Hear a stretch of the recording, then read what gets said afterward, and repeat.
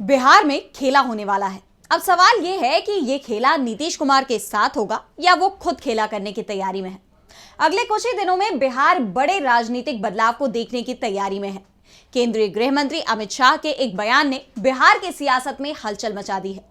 JDU के नेता जो अभी तक मानकर चल रहे थे कि किसी दूसरे राज्य में बीजेपी भले ही सहयोगी को धोखा दे जाए, अपना सीएम बनाने के लिए सहयोगी से गठबंधन तक तोड़ ले, लेकिन ये सब बिहार में नहीं चलेगा। बिहार में एनडीए तभी सत्ता में आएगा जब नीतीश कुमार एनडीए में रहेंगे और एनडीए उनके नेतृत्व में चुनाव लड़ेगा। लेकिन महाराष्ट्र चुनाव के बाद बीजेपी ने जो खेल किया है, उसके बाद से ही बिहार में भी इसके असर की बात कही जा रही थी और अब शाह के बयान ने वो असर दिखाना शुरू भी कर दिया है। तो क्या कहा है अमित शाह ने, जिसके बाद एनडीए में बड़ी दरार पड़ने की कही जा रही है बात?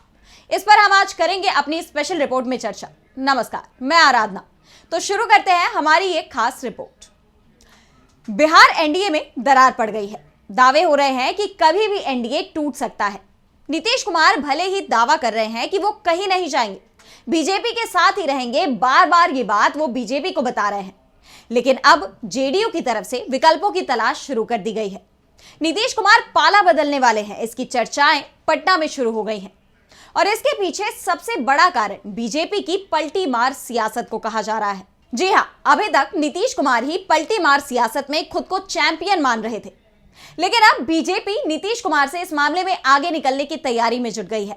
सहयोगी को धोखा देने की उसकी नीति तो पहले से ही चली आ रही थी, लेकिन महाराष्ट्र में जो कुछ हुआ वो सभी ने देखा है और अब कहा जा रहा है कि बीजेपी ने यही दांव बिहार में आजमाने की तैयारी शुरू कर दी है।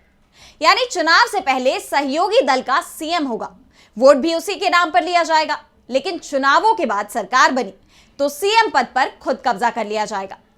दरअसल एक कार्यक्रम में अमित शाह से सवाल किया गया था कि महाराष्ट्र में एकनाथ शिंदे के साथ जो हुआ, उसके बाद मुंबई से पटना क्या मैसेज गया है? बिहार में 2025 में विधानसभा के चुनाव होने हैं। क्या जेडीयू को नहीं लगेगा कि हम लड़ेंगे तो साथ में, लेकिन नतीजे आने के बाद बीजेपी गेम कर सकती है? इस सवाल को अमित शाह लगभग टाल गए। उन्होंने कहा कि आप लोग कुछ भी कहें, लेकिन एनडीए में कोई दरार नहीं आएगी। इसके बाद शाह से दूसरा सवाल हुआ कि क्या बिहार विधानसभा चुनाव में बीजेपी नीतीश कुमार को चेहरा बनाकर लड़ेगी? और यहां भी शाह एक बार फिर सवाल को घुमा गए। उन्होंने कहा कि पार्टी के पॉलिसी डिसीजन इस प्रकार के टीवी कार्यक्रम में तय नहीं होते हैं। इस तरह के फैसले लेने का अधिकार बीजेपी में पार्लियामेंट्री बोर्ड के पास है। इसके अलावा यह अधिकार नीतीश कुमार की पार्टी को भी है। सभी दल मिलकर तय करेंगे, तब इस बारे में मीडिया को बताएंगे।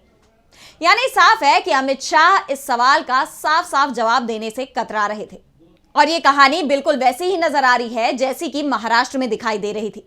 महाराष्ट्र में भी चुनाव से पहले ये तस्वीर साफ नहीं की गई कि सीएम कौन बनेगा, लेकिन चुनाव जरूर एकनाथ शिंदे के नेतृत्व में लड़ा गया और एक बार फिर अमित शाह कुछ ऐसी ही बातें कहते दिखाई दिए। और शाह जो बातें कह रहे हैं वो चौंकाने वाली इसलिए हैं क्योंकि 2 महीने पहले तक ही बीजेपी का हर नेता ये दावा कर रहा था कि नीतीश कुमार के नेतृत्व में ही विधानसभा चुनाव लड़ा जाएगा, चुनाव एनडीए जीतेगा और नीतीश कुमार ही सीएम बनेंगे। यहां तक कि हाल ही में पटना में जब चिराग पासवान ने पार्टी कार्यालय का उद्घाटन किया था, तो उन्होंने कार्यकर्ताओं से कहा था कि अगले साल होने वाले कार्यक्रम में नीतीश कुमार को भी बुलाएंगे, उस समय भी वो ही सीएम होंगे।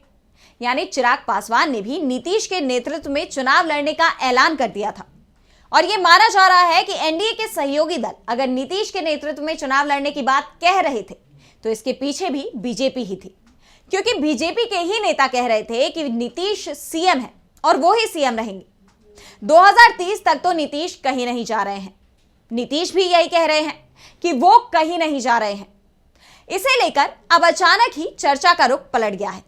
अमित शाह के बयान के बाद कहा जा रहा है कि बीजेपी के स्थानीय नेता भी अपने बयान से पलटी मारने की तैयारी में हैं। अमित शाह के इस जवाब के बाद कई तरह के सवाल उठने लगे हैं। 2019 के बिहार विधानसभा चुनाव को लेकर भी सवाल किए जा रहे हैं।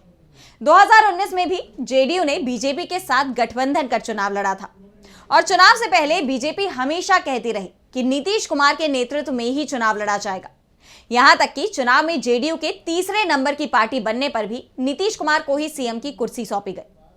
उस वक्त भी खबर आई थी कि तीसरे नंबर की पार्टी बनने पर नीतीश कुमार भी सीएम बनने को तैयार नहीं थे। उन्होंने बीजेपी हाईकमान तक मैसेज भेज दिया था कि बीजेपी के पास ज्यादा सीटें हैं, बीजेपी अपना सीएम बनवा ले। लेकिन बीजेपी को इस बात का एहसास था कि नीतीश कमजोर तो हुए हैं। वैसे नीतीश को कमजोर करने के आरोप भी बीजेपी पर ही लगे थे, जो कि आए दिन लगते रहते हैं कि बीजेपी अपने हर सहयोगी को कमजोर कर देती है और धीरे धीरे उसकी पार्टी को खत्म भी कर देती है। और कुछ ऐसे ही आरोप बीजेपी पर जेडीयू को लेकर भी लगे थे। लेकिन नीतीश इतने कमजोर भी नहीं पड़े थे कि उनके बिना कोई सरकार बना सके। बीजेपी को एहसास था कि अभी तो नीतीश की नाराजगी है और इसी के चलते वो सीएम पद छोड़ने की बात कह रहे हैं। लेकिन उन्हें सीएम पद नहीं मिलता है तो वो पलटी भी मार सकते हैं, और अगर ऐसा हुआ तो बीजेपी सत्ता से बाहर हो जाएगी। और इसीलिए बीजेपी ने नीतीश कुमार को ही सीएम पद सौंप दिया था। 2019 में चुनाव से पहले बीजेपी हाईकमान लगातार एक बात कह रहा था कि नीतीश कुमार ही सीएम उम्मीदवार होंगे। लेकिन अब महाराष्ट्र में जीत के बाद बीजेपी की रणनीति पूरी तरह से बदली दिखाई दे रही है, और बिहार में भी वो महाराष्ट्र मॉडल अपनाने की तैयारी में है। जैसा कि आपको पता है कि महाराष्ट्र में चुनाव एकनाथ शिंदे के नेतृत्व में लड़ा गया। चुनाव में जब भी बीजेपी नेताओं से सवाल किया जाता था तो एक ही जवाब होता था कि अभी सीएम एकनाथ शिंदे हैं और चुनाव में हम उनके नेतृत्व में ही जा रहे हैं। चुनावों के बाद सीएम कौन बनेगा ये हम लोग बाद में बैठकर डिस्कस कर लेंगे। और डिस्कस जो हुआ उसमें एकनाथ शिंदे की कुर्सी खिसक गई। ऐसे में यह भी कहा जा रहा है कि जो खेल बीजेपी ने महाराष्ट्र में खेला वैसा ही खेल बिहार में खेलने की तैयारी बीजेपी की तरफ से की जा रही है। क्योंकि अब तक अमित शाह से जब भी किसी भी राज्य के चुनाव में सीएम उम्मीदवारी को लेकर सवाल किया गया तो उन्होंने मीडिया के सामने क्लियर स्टैंड रखा है। लेकिन वो नीतीश कुमार के मामले में टाल मटोल करते दिखाई दे रहे हैं। और कहा तो यह भी जा रहा है कि इसका एहसास नीतीश कुमार को भी है। नीतीश कुमार पहले ही बीजेपी की मंशा को भांप गए हैं और इसीलिए उनकी कोशिश है कि बिहार में विधानसभा चुनाव पहले ही करवा लिए जाए। आपको बता दें कि बिहार में 2025 के अंत तक विधानसभा के चुनाव होने हैं। लेकिन नीतीश कुमार अभी से चुनाव की तैयारियों में जुट गए हैं, और ऐसे में कहा यह जा रहा है कि यह सारी हलचल केवल इस वजह से है क्योंकि नीतीश कुमार को भी इस बात का डर है कि कहीं बीजेपी उनसे सीएम की कुर्सी ना छीने। नीतीश के साथ खेला होने की खबर से जेडीयू में भी हलचल मच गई है। दावा किया जा रहा है कि अब जेडीयू के नेताओं की तरफ से इंडिया गठबंधन से संपर्क साधने की कोशिशें शुरू हो गई हैं, क्योंकि जिस तरह से महाराष्ट्र में एकनाथ शिंदे की पार्टी शिवसेना के साथ खेल हुआ, अगर वैसा खेल जेडीयू के साथ होता है तो इसका असर पार्टी नेताओं और कार्यकर्ताओं पर भी पड़ेगा। और ऐसे में वो अभी से पाला बदलने की तैयारी कर रहे हैं। वैसे लालू यादव तो पहले से ही नीतीश को लेकर नरम रुख दिखा रहे हैं। तेजस्वी भी नीतीश से ज्यादा हमले बीजेपी पर ही कर रहे हैं, तो कांग्रेस भी नीतीश से ज्यादा दूरी नहीं दिखा रही है। पार्टी की तरफ से तो पहले ही मैसेज दिया जा चुका है कि नीतीश को फैसला लेना है। पहले उन्हें एनडीए छोड़ना है, उसके बाद ही कांग्रेस जेडीयू को लेकर अपना रुख साफ करेगी। जेडीयू पहले ही बीजेपी के आक्रामक हिंदुत्व को लेकर परेशान थी। यहां तक कि पार्टी नेता भी बीजेपी की विचारधारा से सहमत नजर नहीं आ रहे थे और इसे लेकर जेडीयू में अंतर्कलह की स्थिति बनती दिखाई दे रही थी।